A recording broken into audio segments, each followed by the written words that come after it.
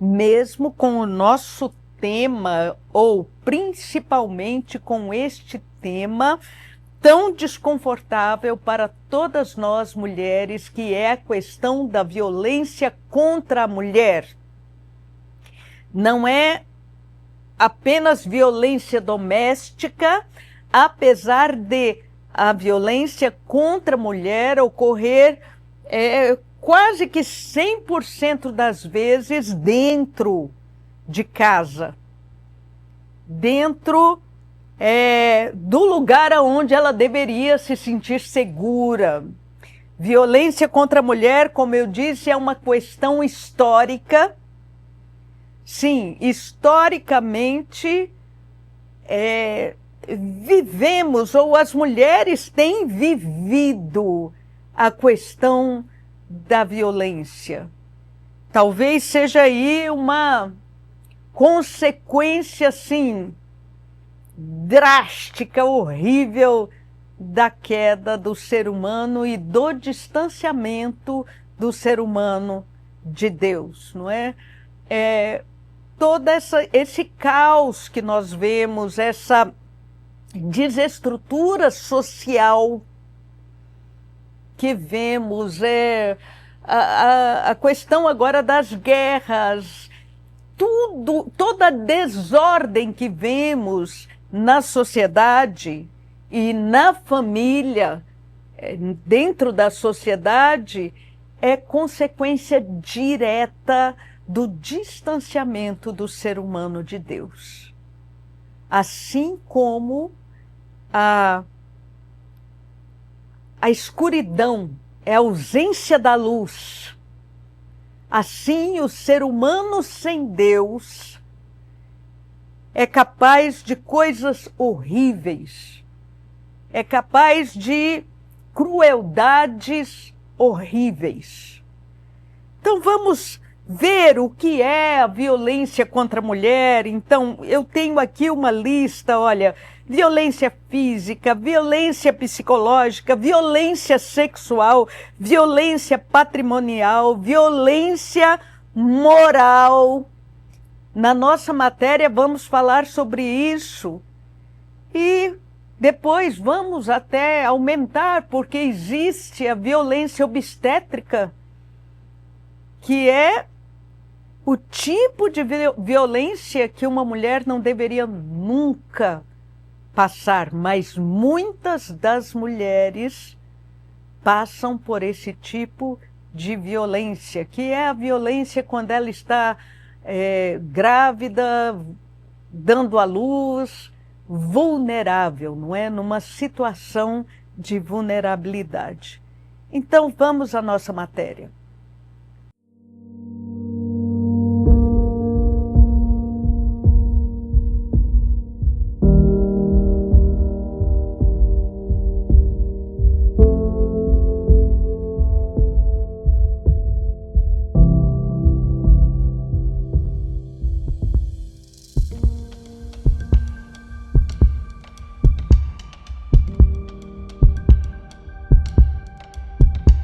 Você tá ficando louca.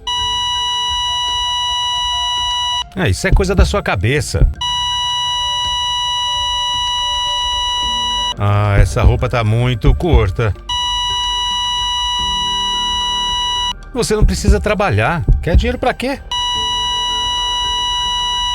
Não adianta estudar. Você é burra. Você nunca vai arrumar alguém melhor do que eu. Essa casa é minha, eu comprei.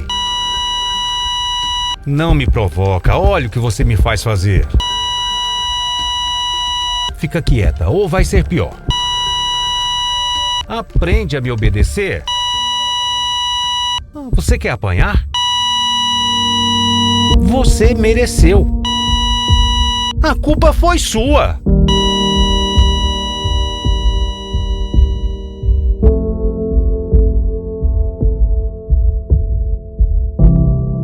Este é o triste fim de um ciclo de violência que muitas vezes aparece disfarçado de cuidado, mas que na verdade é agressão, abuso, assédio e maus tratos. Quando a mulher sobrevive à violência, ela carrega consigo as marcas da tragédia por toda a vida. Os hematomas podem desaparecer, as feridas podem sarar, mas a cicatriz na alma, essa permanece. Os impactos mais observados são aqueles em que a vítima passa a viver insegura, com receio de desagradar o agressor, medo constante, baixa autoestima, após críticas, xingamentos, desvalorização e humilhações repetidas.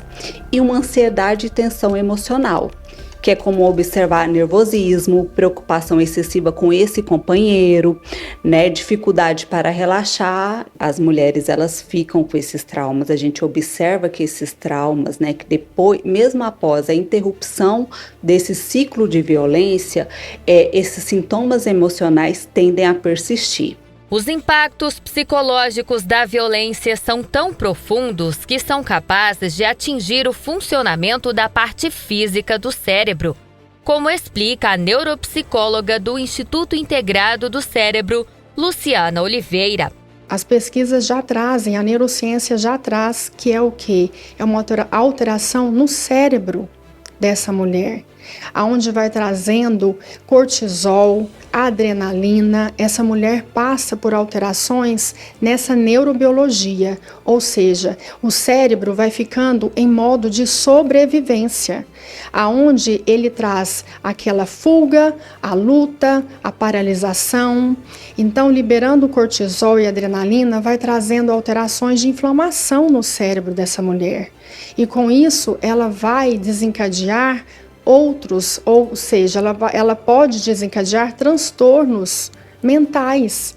Tendo biomarcadores, tendo hereditariedade, essa mulher corre um grande risco. Por quê? Porque traumas, ele fica marcado no cérebro. O hipocampo é diminuído, o córtex pré-frontal há alterações, ela não vai conseguindo planejar, ela não vai conseguindo encontrar soluções para tanta dor. Quando o assunto é violência contra a mulher, a agressão física é a primeira que vem à mente.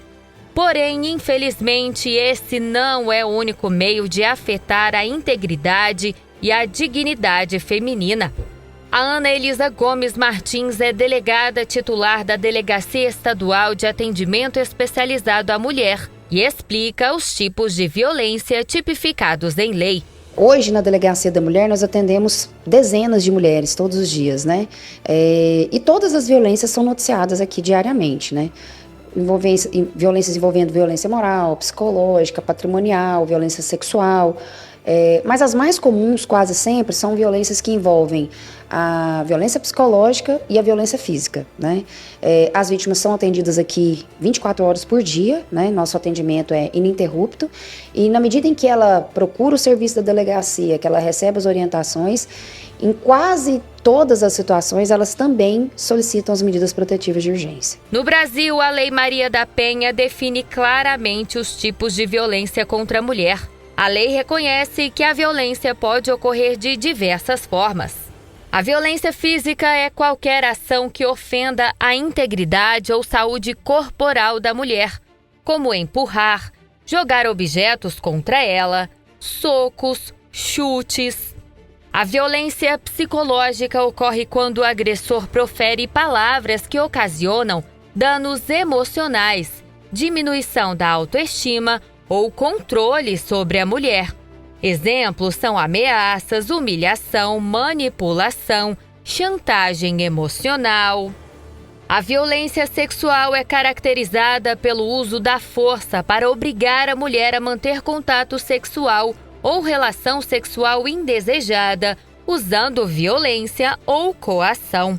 Casos de violência patrimonial ocorrem quando o abusador danifica a pertence da mulher, retém ou controla os bens dela, como destruir objetos pessoais, tomar dinheiro, impedir acesso a documentos ou bens.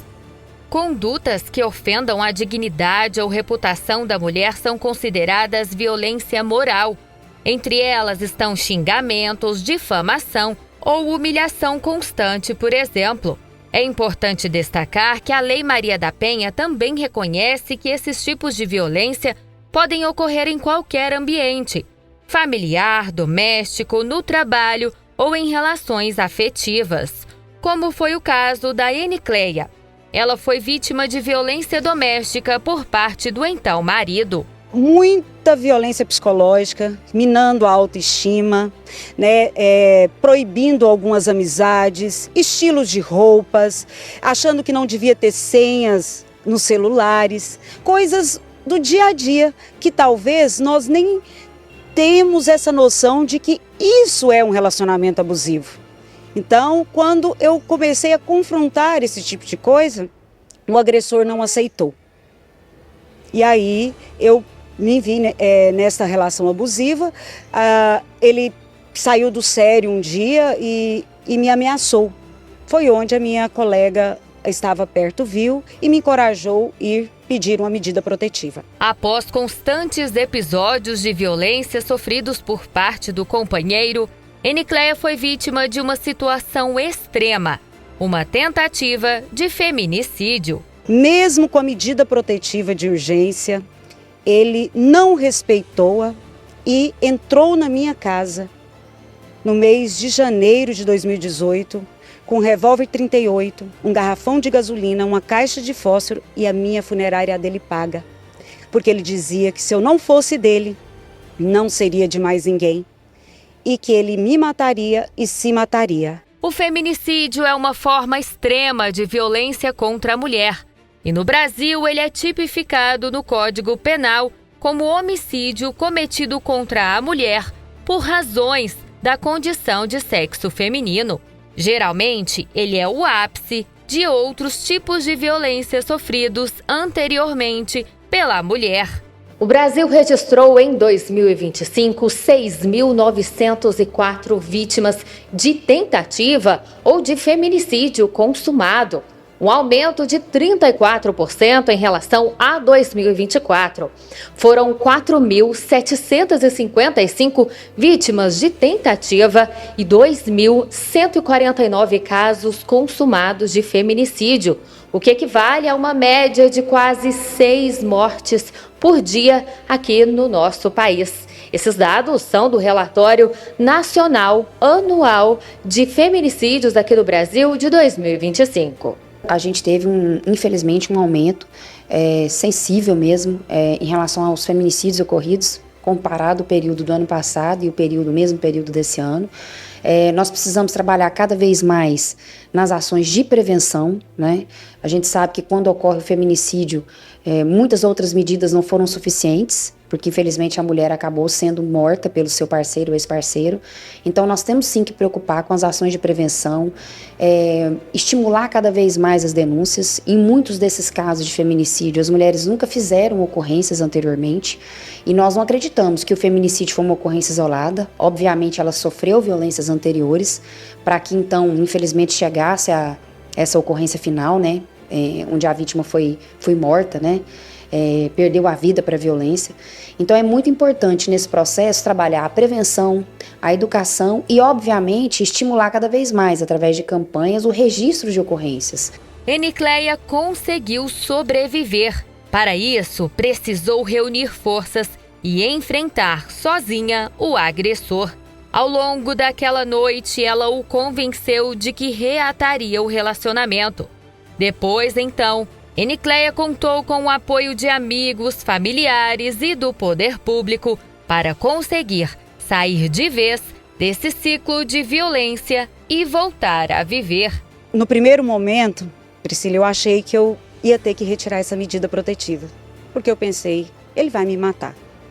Mas outras pessoas da rede de apoio, quais foram essas pessoas? Agora é a família. Olha a importância da família ser a rede de apoio de uma mulher que está em situação de violência, né? Eles me ampararam, me encorajaram, me protegeram e me ajudou a construir todas as materialidades que tinha de tudo que aconteceu na minha casa naquela noite. E aí, depois de 2 meses que eu ainda tive coragem de ir à delegacia, contar tudo. E aí, a partir desse dia, é que entendemos que tinha algo para me proteger mais, que seria o dispositivo antipânico. Esse dispositivo é mais uma forma de viabilizar a segurança da mulher que já foi vítima de violência. A partir do momento em que ela recebe a medida protetiva e o abusador passa a ser monitorado com a tornozeleira eletrônica, caso ele se aproxime da vítima, as forças de segurança são acionadas por meio da tecnologia para impedir que o homem chegue perto da mulher. As marcas da violência sofrida por Enicleia foram profundas. Ela desenvolveu síndrome do pânico e adenomiose com fundo emocional, a ponto de precisar passar por um procedimento cirúrgico. Após acompanhamento terapêutico, Enicleia conseguiu se livrar do trauma, voltou a estudar, fez mestrado e escreveu um livro para encorajar outras mulheres a se livrarem de relacionamentos abusivos. Eu fiquei tão grata a Deus por eu estar viva, por eu ter sobrevivido e vendo os meus filhos crescerem, que eu falei, pois farei do meu limão a limonada. Usarei a minha história para encorajar outras mulheres a sair do ciclo da violência. E aí eu escrevi o Alma Partida, Não Morri para Te Conhecer, para mostrar para as mulheres que é possível sair de um relacionamento abusivo e recomeçar. E não para por aí não. Além de relatar sua história de vida em um livro, Enicleia idealizou o projeto Ponto de Escuta Ativa. Nós temos um projeto de mulheres voluntárias que a gente chama Ponto de Escuta Ativa, porque todo acolhimento começa com a escuta. E hoje nós temos um grupo de voluntárias nessa organização não governamental de advogadas, psicólogas, assistente social, que nós acolhemos essas mulheres e depois ajudamos ela a chegar na rede de apoio que o caso dela merece. Existem outras diversas iniciativas que visam proteger a mulher de violência. Todos os estados brasileiros contam com algum tipo de serviço direcionado à proteção das mulheres, seja por meio de patrulhas, companhias ou batalhões especializados, como o Batalhão Maria da Penha em Goiás, que é comandado pela Tenente-Coronel Dirlene Seixas. O Batalhão Maria da Penha, ele tem duas missões específicas nesse enfrentamento à violência doméstica. Primeiro é fazer a fiscalização e o acompanhamento das mulheres com medidas protetivas de urgência. Então, essas mulheres sofreram algum tipo de violência, denunciaram essas violências e foi concedido a elas uma medida protetiva. Para que essa medida protetiva realmente venha a ter eficácia, realmente tenha um afastamento ali daquele agressor, entra então as equipes do Batalhão Maria da Penha, que faz o devido acompanhamento tanto do agressor quanto da vítima para o fiel cumprimento dessa medida. E a nossa outra missão são as nossas ações educativas. Eu preciso chegar nas mulheres que estão sofrendo violência, mas que ainda não se encorajaram a denunciar. O governo federal disponibiliza a Central de Atendimento à Mulher, que é o Ligue 180. A ligação é gratuita e o serviço funciona 24 horas por dia, todos os dias da semana. Ele orienta sobre leis e direitos das mulheres e informa sobre os serviços da rede de atendimento. Denúncias de situações de violência podem ser feitas pelos telefones 190 ou 197.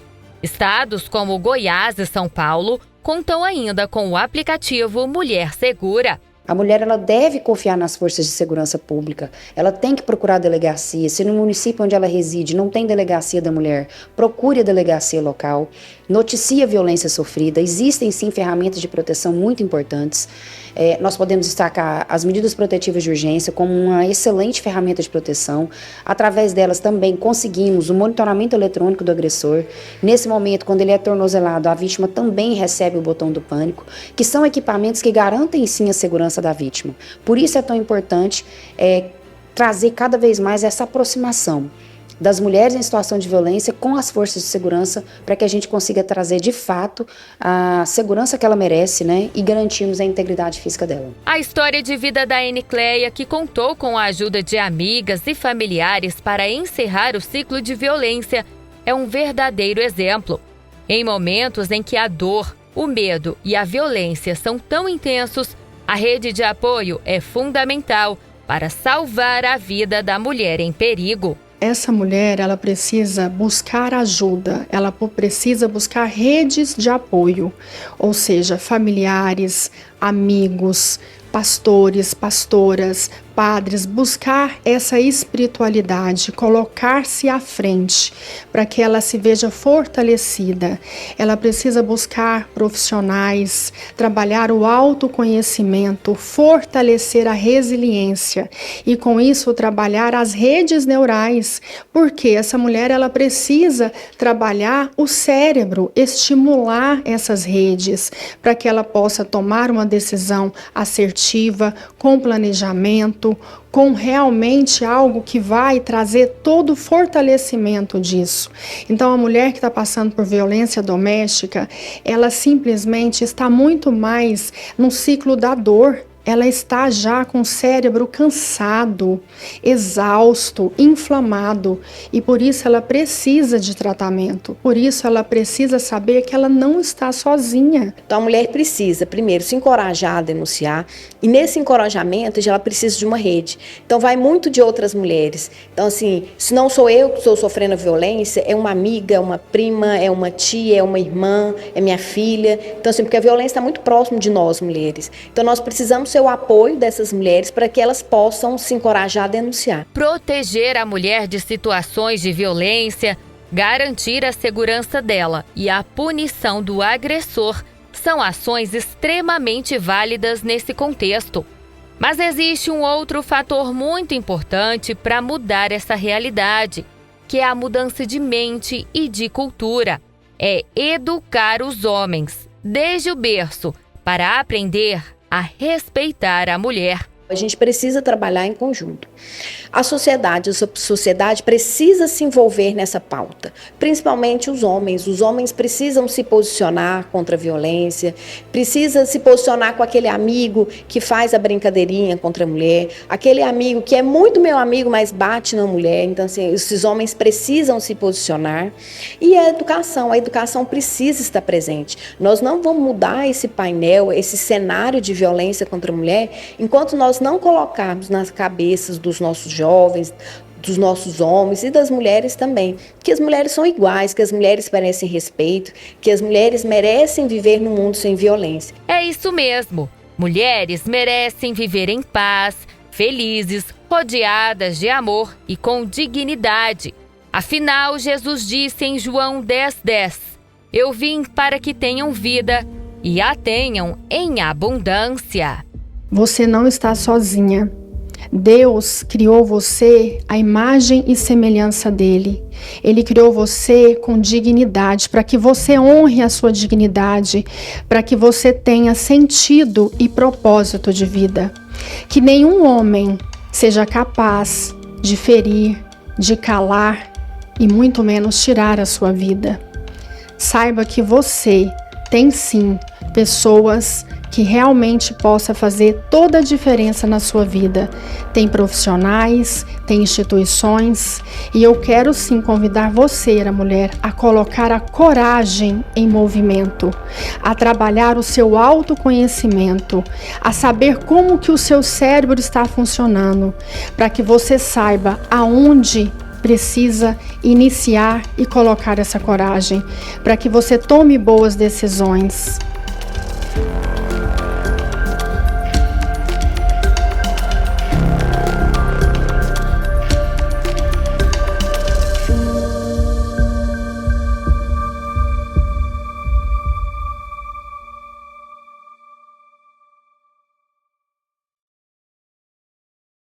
Vocês viram aí que coisa desagradável de se assistir, não é? Mas necessária.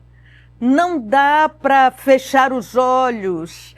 Então, nós que somos mães, as mulheres que são mães de meninos, precisam se lembrar de criar os seus filhos para amanhã serem maridos, serem pais. Então, é preciso ensinar o respeito dentro de casa. A questão de brigas entre irmãos é muito comum, especialmente se existe numa casa menino, menina, a briga entre irmãos é muito comum. As mães precisam aprender a ensinar o respeito, a ensinar que um não pode se valer da sua força física sobre o outro, mesmo que seja a irmã mais velha se valendo da força física sobre o irmão mais novo. É preciso ter respeito, é preciso ensinar o respeito, é preciso ensinar que não é toda brincadeira que é aceitável, que tem brincadeira que é falta de respeito. Essas coisas são ensinadas dentro de casa. E por que eu estou falando isso? Porque se tivéssemos uma educação adequada, quem sabe a gente não teria tanto problema com a questão da violência contra a mulher, da violência doméstica. Nós vimos aí os tipos de violência contra a mulher e um tipo de violência que é muito pouco falado, que é a violência obstétrica, que é a violência contra a mulher que está ali, é parturiente ou está fazendo um pré-natal, como, por exemplo, negar a anestesia. Isso é violência obstétrica. Como, por exemplo, xingar uma mulher que está dando à luz. Negar a ela o atendimento na hora que ela precisa. Quantos relatos eu já escutei, sabe, de crianças que passaram da hora do nascimento e ficaram com problema de falta de oxigênio no cérebro. Quer dizer, é um problema que a pessoa carrega para o resto da vida. Porque a mãe gritava, a mãe pedia ajuda e não veio ninguém para ajudar. Na hora do parto, as pessoas diziam, não, isso é fita. Não, isso é manha. Horrível isso, não é? Mas as mulheres enfrentam esse tipo de coisa. Quanto tipo de violência? A violência mais comum, como vocês viram na nossa reportagem, é a violência sexual e a violência moral, quer dizer, agredir verbalmente a mulher. Agredir verbalmente a mulher. E tudo isso é um quadro muito triste, muito difícil de levar, não é? Eu tenho dados aqui de 2025, primeiro semestre de 2025, no Brasil, houve o registro de 718 feminicídios. Mulheres que morreram por serem mulheres. Desses 718 feminicídios, 7 em cada 10. Então sobraram aí 3, não é? 7 em cada 10 ocorreram dentro de casa. É um dado alarmante. É um dado horroroso.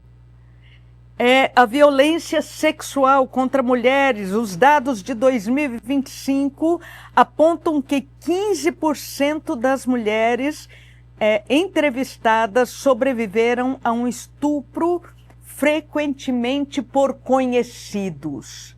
Não, olha, não dá para continuar lendo esse tipo de dado porque enoja a gente.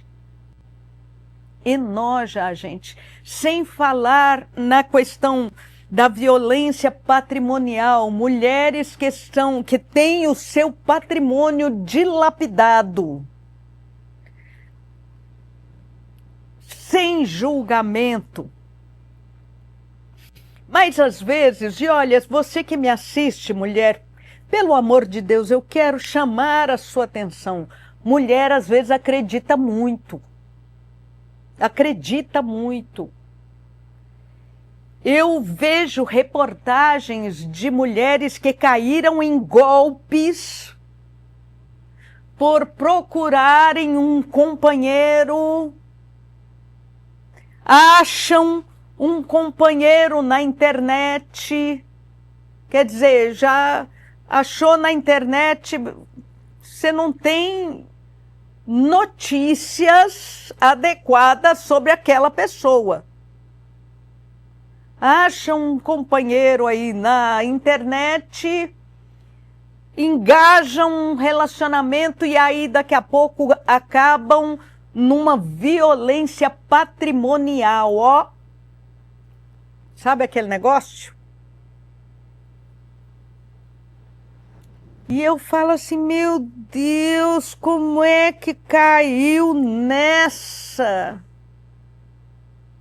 Como é que foi cair nessa lábia?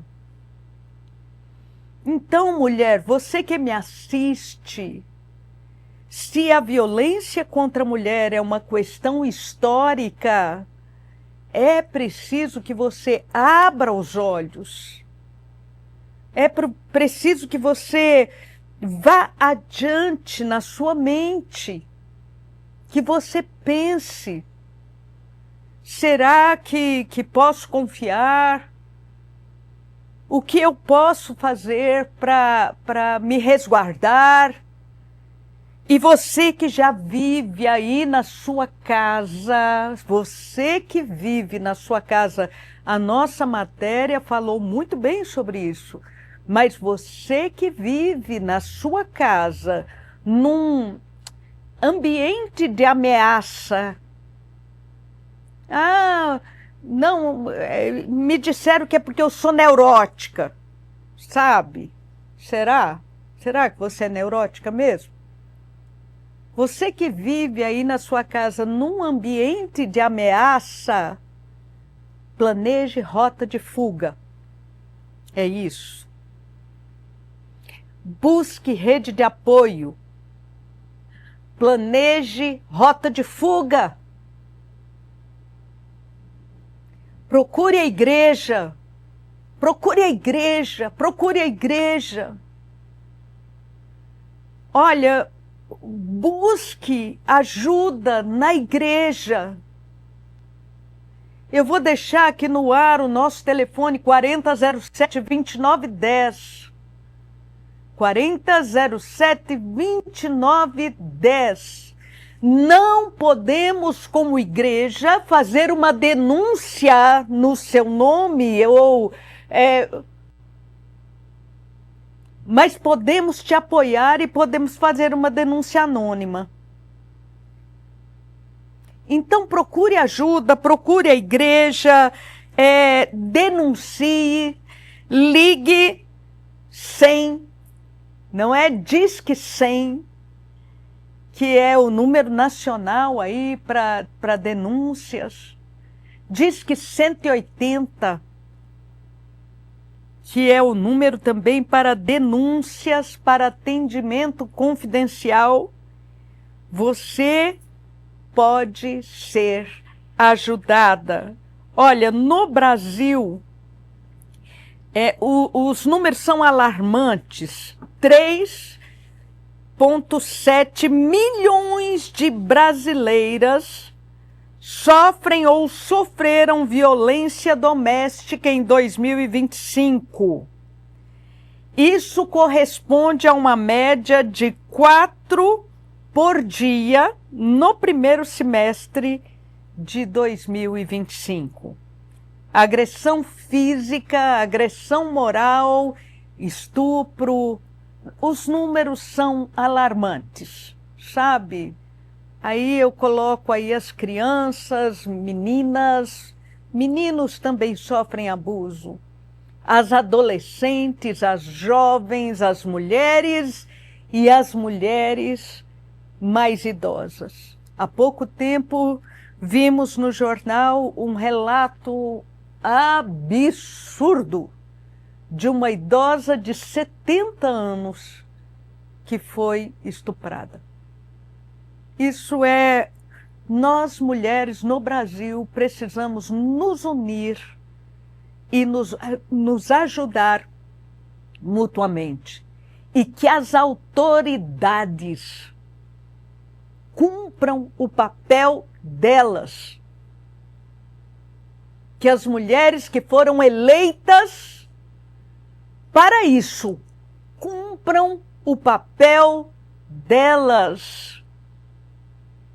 Ocupem lugares em favor das mulheres no Brasil. Eu preciso agradecer as participantes, não é? Os participantes da nossa matéria tão maravilhosa, a professora Enicleia Moraes, que é escritora e idealizadora do projeto Ponto de Escuta e mestra em desenvolvimento regional no enfrentamento da violência doméstica. Eu preciso agradecer também a Anelisa Gomes Martins, que é delegada titular da Delegacia Estadual do Atendimento Especializado à Mulher, DAEM. Muito obrigada pela sua participação. A Caroline Moraes Santana, psicóloga da Delegacia Estadual de Atendimento Especializado à Mulher. Muito obrigada, doutora Caroline.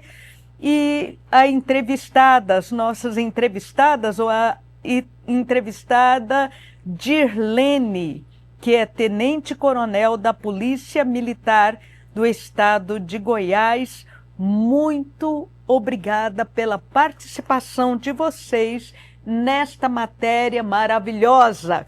Eu preciso lembrar que a Lei Maria da Penha, de 2006, em agosto desse ano, vai completar 20 anos, e graças a Deus por essa lei.